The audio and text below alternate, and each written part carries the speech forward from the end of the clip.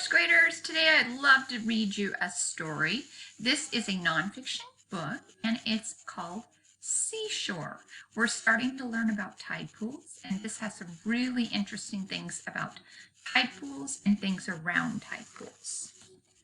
So this is written by Lucy Beckett Bowman, designed by Caroline Spatz. And here's the picture of a crab. There is a table of contents so that you know it's a nonfiction book and it can teach you things. Besides the sea, the seashore is where the land meets the sea.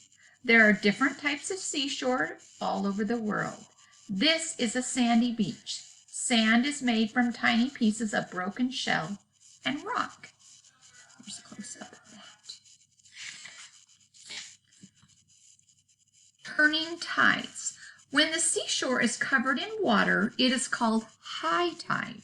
When the shore is bare, it is called low tide. High and low tides happen twice a day. Plants and animals live high up the seashore. They can survive both in and out of the water. These are called bleamies, are fish that can live out of water. Their slimy bodies help them slide over rocks. So bleamies. At low tide, most of the shore is uncovered. Some parts are always underwater. So there's a picture of that. Rocky pools. This is what we're talking about with tide pools. At low tide, pools of water are sometimes left between rocks. The pools are full of life. Crabs, mussels, and little fish live in them, so you can see that right here. Give you a little closer look. A sea anemone lives on a rock in a pool. It waves its tentacles to attract fish. This is at high tide. If a fish touches the tentacles, it's stunned by a powerful poison. The anemone guides the fish to its mouth in the middle of its body. Boxer crabs hold stinging sea anemones to defend themselves from attack. Shiny seashells. Some of you might have collected seashells. Let's learn about them. Many seashore creatures have shells covering their bodies. Scallops swim by pushing out water as they open and close their shells. This is a bivalve.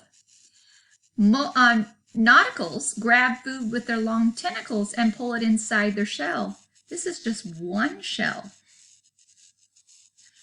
Albanese have strong shells that are hard for other creatures to break. These are the ones that are really pretty and shiny, and they have like the blues and purples and greens inside them. Hermit crabs don't grow a hard shell like most crabs. They find another creature's old shell and crawl inside of it. When this crab gets too big for the shell, it will leave it and find a bigger shell. And we'll learn more about crabs next week. Plant life. This is important because plants do grow along the seashore and in the water. Plants that live at the seashore have to survive strong winds and salty air and water. Sea holly has thick, leathery leaves that don't get torn by the powerful winds. The rift grows between rocks high up the shore so that the salty water can't reach it. So that one has a little pink flower.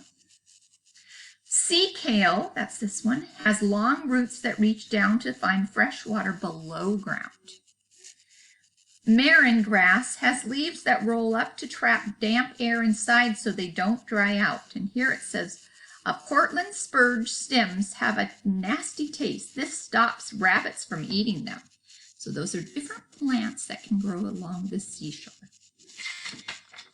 Ooh, some of you have experience with seaweed, so those are the different kinds there. This one right here is at high tide. Seaweed is a type of plant that grows underwater at the seashore. Some seaweed has pods, that's these things right here, called air bladders in its fronds or leaves. The pods are full of air and make the fronds float under the water. Seaweed doesn't have roots. Instead, it may have a sucker right here called a holdfast that clings to a rock. Most seaweed has a slimy layer that stops it from drying out at low tide. So you'll notice at low tide there'll be lots and lots of seaweed laying down, and it can be slippery if it's on rocks. And then when high tide, then they start floating back up. When the tide comes in, seaweed floats upright and the fronds spread out. So right here is showing high tide, and then this one is low tide, and then the one over here is low tide too. Flying feeders. Some of you might have seen some of these kind of birds. So many birds live at the seashore because there's lots of food for them to eat. Gannets fly over the water and then dive to catch fish. Oyster catchers use their long beaks to pull worms from the sand. So they're right here. Turnstones flick over stones with their beaks to look for food under little stones. When seabirds drink too much seawater, they get rid of it through their noses, like spitting out their nose.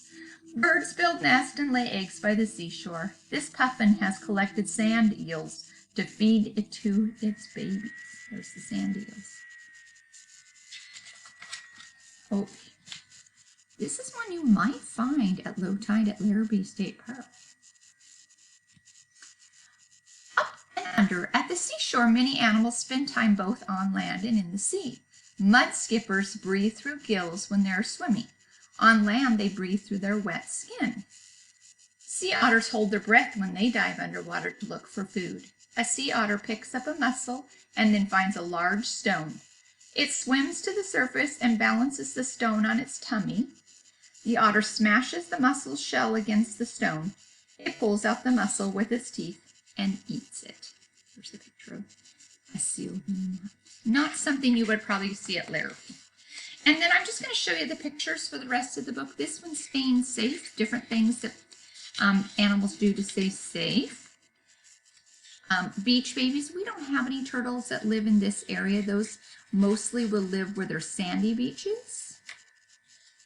Making waves is another one that I want to read to you. Most waves are caused by the wind blowing across the surface of the water. On a calm day, the wind blows gently. Small waves ripple through the water. When it's stormy, the strong wind makes huge waves crash onto the shore. Over many years, the waves carve away the land, making tall cliffs. Huge rocks in the sea were part of the land until waves wore away the rock between them. At Larrabee State Park, you can see this, where the rocks have holes in them and they're worn away. Here's some coral reef. We don't live next to the coral reef. And here's some cool coast, some things that live in coasts that are not close to us. And then here's some seashore treasures that you might see. And this one has a glossary. So this one's a really cool book. If you ever want to read about the seashore, you can go ahead and check that one out and see if they have it at the library. Thanks for listening.